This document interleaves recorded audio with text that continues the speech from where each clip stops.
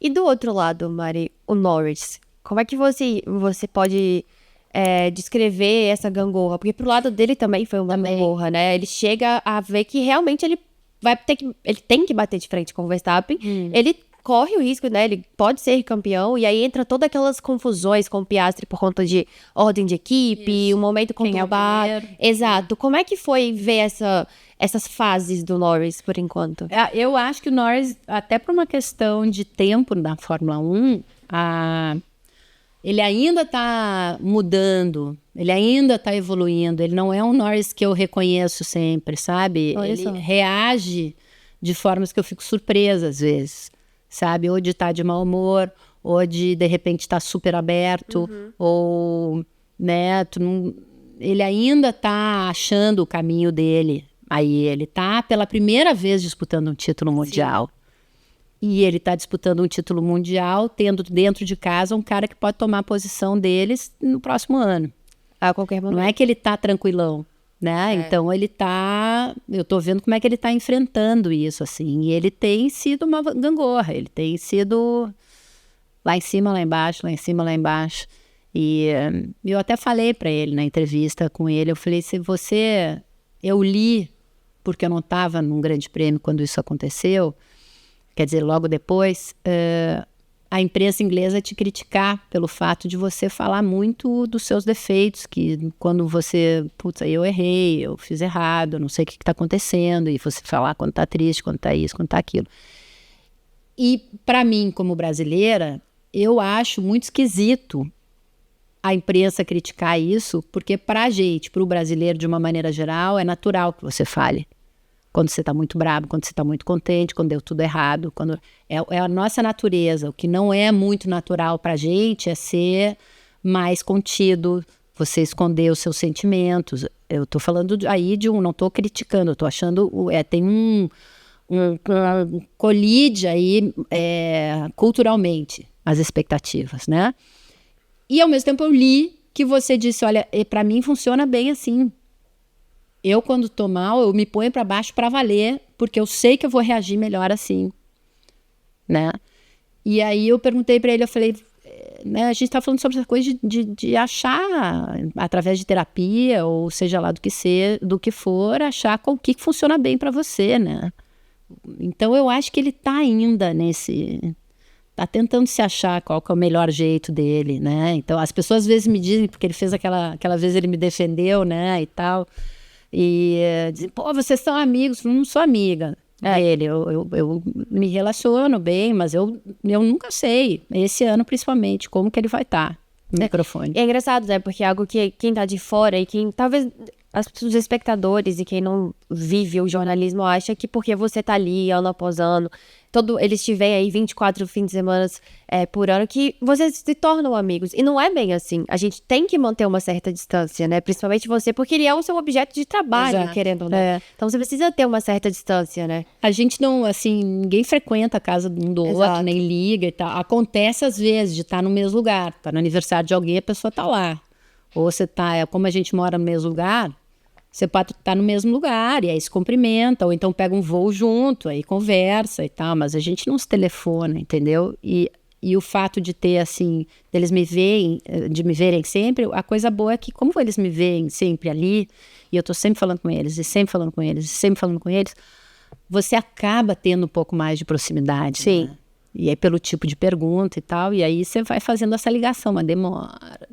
É isso que eu ia falar. Não é do dia pra noite, não, né? Porque demora. Tem que construir uma confiança, e normalmente europeu, por si só, é muito desconfiado, né? Acho que a Fórmula 1, independentemente de europeu, porque eles são 20 do mundo inteiro. Exatamente. E são 20, aí tem tudo, ao mesmo tempo que tem muita grana, que tem muita mídia, é o tempo inteiro sendo visto, é o tempo inteiro as pessoas querendo muito deles e julgando o tempo inteiro. Obviamente, como eu falei no início da nossa conversa, o cara tropeça, quando você tropeça aí, todo mundo vê e todo mundo julga e todo mundo... Então os caras já vão ficando meio escolados, vão ficando meio desconfiados às vezes, sabe? É difícil. Agora você acha que o Norris... ele vai sair desse campeonato maior ou menor do que ele era lá em março. E para 2025 com o Oscar Piastri, que me parece que é um daqueles que pode dar um bote ali a qualquer momento. E eu queria só fazer um adendo. Ele é realmente tão frio, assim, daquele jeito? Tipo, zero expressões, zero emoções mesmo? Muito centrado. Eu acho que o Lando... Pior não tem como sair depois de você viver um campeonato. Você vai sair mais maduro, a menos que você tenha algum bloqueio mental. Não tem como você viver tudo que você está vivendo na disputa de um título mundial e sair pior. Você vai ter que sair melhor, mais forte. Se ele vai sair um piloto mais capaz, é que eu não sei. Não tem como saber isso, assim. Ele mentalmente vai sair mais forte. Mais capaz, eu não sei. Eu acho que sim, porque o cara vai aprendendo, né? Ele dá de cara com a falha dele ali, ele vai ter que encarar aquilo, ele vai ter que melhorar. Agora, o Oscar é sem dúvida uma pedra no sapato monstruosa ali. Os dois vão ter que disputar o ano que vem e a McLaren vai ter que saber como vai lidar com ambos e também com a pressão inglesa de que o Lando tem que ter a prioridade. Isso aconteceu muito até eles decidirem, né? Eu ouvi e li muita coisa, vários podcasts e as pessoas completamente divididas. Umas pessoas dizendo que era óbvio que a McLaren já tinha que ter escolhido há muito tempo e outros dizendo que não, que absolutamente, que o Lando ainda não tinha demonstrado que podia ser o titular. Quer dizer, isso aí promete, assim, proxicena bem, assim, sabe? E o Oscar, ele é um cara... Não é que ele é frio.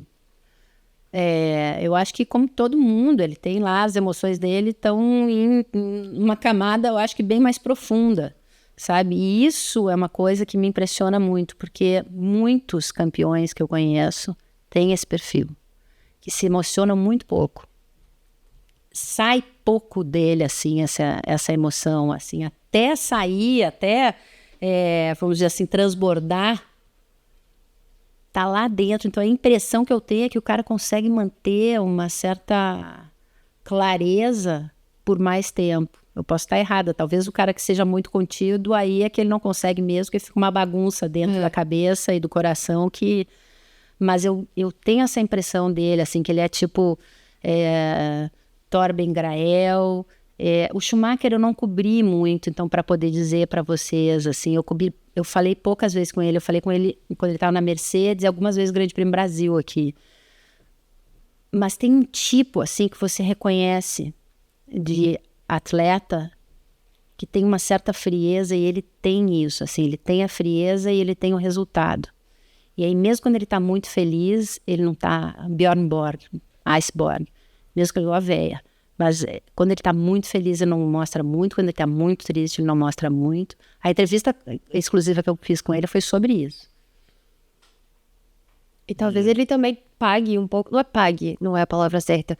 Mas faça muita comparação, porque o conterrâneo dele era extremamente extrovertido, né? O Daniel Ricciardo. Então, tinha as duas balanças ali de diferença gritante. Isso, né? Mas eu vou te dizer, tem os dois extremos, mas eu acho que você não dá para esperar tudo das mesmas nacionalidades, assim como, sabe, eu ou qualquer um, você e tal. Eu me lembro, há 500 mil anos, quando eu comecei na Fórmula 1, eu entrevistei o Heikki Kovalainen, eu disse para ele, né, para quem está chegando aí agora, né, um finlandês que, né, ele pilotou na Renault, pilotou na McLaren e tal, e eu disse para ele, eu falei, mas você é tão aberto, tão solto e tal, tão diferente do Kimi. Você era o Kimi, né? E eu falei, você não parece um finlandês. E ele disse, não, quem não parece finlandês é o Kimi. Os outros finlandeses é que são assim. Muito bom.